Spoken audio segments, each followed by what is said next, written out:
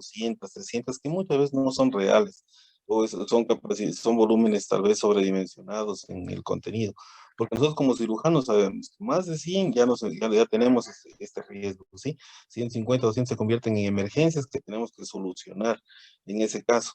Sí, la primera elección es el drenaje percutáneo, la punción, drenarlo, para que evitar justamente que se necrose esa vesícula y evitar las emergencias y cirugías de este tipo que les indicaba, las peritonitis de origen biliar. ¿Ya? Entonces, miren, solamente con esto de aquí, nosotros tenemos ya criterios de lo que nos puede ocurrir. Cuando tenemos un aumento de la pared mayor a 4 milímetros, hablamos de colecistitis. Y entonces, cuando uno revisa el eco, cuando ustedes tienen un eco, un reporte de eco, tienen que ver las dimensiones. Generalmente el imagenólogo la mide, ¿sí?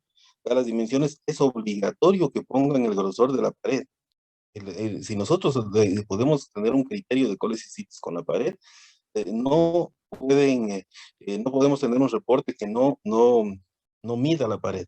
Si el ecografista me dice que mide más de 4 milímetros, tengo un criterio de colecistitis.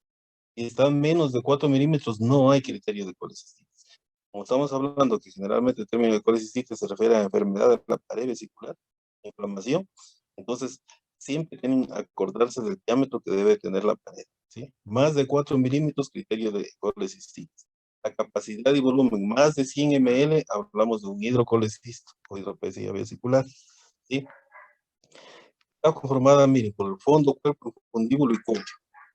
Ya, son las partes una forma piriforme, ¿no es cierto? Conformada por el fondo, cuerpo, fundíbulo y cuello. Estas partes son muy importantes de reconocerlas porque dentro de lo que es la cirugía, nosotros siempre tenemos que identificar, porque un trocar va a estar traccionando el fondo y otro va a estar traccionando el infundíbulo para poder identificar los elementos que conforman el triángulo de Calot para poder hacer la colecistectomía. Entonces, que eso es lo que nosotros buscamos en el momento que hacemos la cirugía, la colecistectomía. Entonces, tener presente siempre eso, ¿sí? Tener presente eso para que eh, cada vez que ingresen a quirófano ustedes sepan lo que vamos a hacer, es lo que buscamos y ya se van identificando con los términos.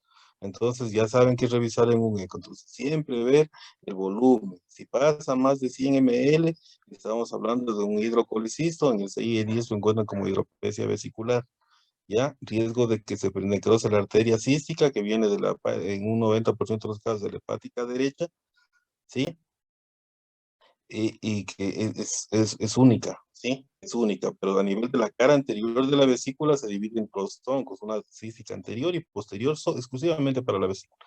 Y al distenderse esta, la va a colapsar. La necrosis posteriormente viene la perforación. Por eso es emergencia solucionar un cuadro de este tipo. Si yo tengo un eco que me reporta vesícula de paredes de 5 milímetros, contenido de aproximadamente unos 70, 80, es una colecistitis, ¿sí? Blanca. Entonces el manejo no amerita, o sea, puede ser yo de acuerdo al número de repetición de cólicos o los criterios de Tokio, defino si se trata de lo opero en este momento o no, ¿sí? Ya vamos a ver por qué muchas veces nosotros no operamos en ese momento a los pacientes y diferimos la cirugía de 3, 4 semanas para evitar los riesgos y complicaciones, ¿ya? Entonces, no todo cólico que me llegue en ese rato puede ser presentarse por una resolución quirúrgica. Van a ver sus riesgos que puede presentar la cirugía. Ya. Otros elementos anatómicos de importancia, el conducto cístico. Sí, ahí tenemos con el gráfico número 4. Tiene la importancia porque nosotros tenemos que identificarlo, ¿no es cierto? Tenemos que identificarlo en el momento de la cirugía para poder ligarlo. ¿Sí? Este es el elemento de donde vamos a separar la vesícula de la vía biliar. Este conducto divide y cambia el nombre a la vía biliar. Del conducto cístico hacia arriba se llama hepático común. Y del conducto cístico hacia abajo se llama colédoco. ¿Ya? Las dimensiones van a variar. También tiene diámetros ecográficos y diámetros también anatómicos. ¿Sí? Entonces, miren, entonces el conducto cístico puede medir generalmente, puede ser muy corto, puede ser largo, puede medir hasta 2, 4 centímetros en los casos más largos. Yo personalmente son más raros los de 4 centímetros. Sí, la mayoría suelen ser de 1 o 2 de largo, ¿sí? O cortos, que suele ser casi lo más común, y el diámetro es de 3 milímetros. Entonces, de 2 a 3 milímetros generalmente se considera diámetro del conducto cístico. Entonces, si yo tengo un eco que me reporta que tiene un cálculo de 2 centímetros, o 20 milímetros, o de 15 milímetros, o 1,5 centímetros, ¿no? Lo mismo hablando de milímetros a centímetros, y yo sé que el conducto cístico mide 0,3, no tengo que crear falsas esperanzas a un paciente diciéndole que sí los va a eliminar a los cálculos, que los va a botar.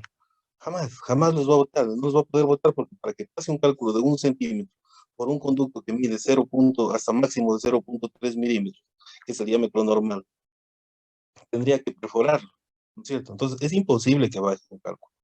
Es imposible que baje un cálculo grande, sí, aquí. Y lo que ocurre generalmente a veces es que los cálculos pequeños, que miden menos de 0,3 milímetros, eso sí pueden descender. ¿Sí? Los cálculos que miden menos de 0,3 milímetros pueden descender por el conducto cístico, llegar a la vía biliar, taponarla, formar una coledocolitiasis, o enclavarse a nivel del conducto cístico y causar síndrome colestásico. ¿Sí? Entonces, cálculos generalmente que estén menores. Y si es que es en forma crónica, esos pueden llegar a dilatar el conducto cístico en la parte de acción proximal al mismo, y pueden crear conductos císticos gruesos, ¿ya? Entonces nosotros ahí hablamos de conductos dilatados, ¿ya? Entonces ahí hablamos. Entonces por eso tenemos, si yo veo en una cirugía un conducto cístico de 0,5, 0,6, bien dilatado, bien grueso, que ni el clip me avanza a coger muchas veces, tengo que sospechar, y veo múltiples cálculos más vaso biliar, tengo que sospechar que tengo un cálculo ya en la vía biliar, o tengo un conducto cístico, y yo digo, esa paciente se me va a complicar. Después de que lo opere va a seguir con dolor, y avisar al paciente que hay la probabilidad de que el paciente siga con dolor, porque sé que puede haber quedado un cálculo en ese conducto. Solamente al ver la anatomía y de conocer los diámetros y los hallazgos, yo ya puedo anticipar lo que ocurre, ¿sí? Lo que puede pasar. Entonces, importantísimo, la anatomía es muy importante, ¿sí? Relacionar con la clínica y lo que va a suceder en el paciente. El hepático común, una longitud de 1 a 4 centímetros, generalmente el eco no lo ve, el eco generalmente nos valora el colédoco, no nos valora el hepático común.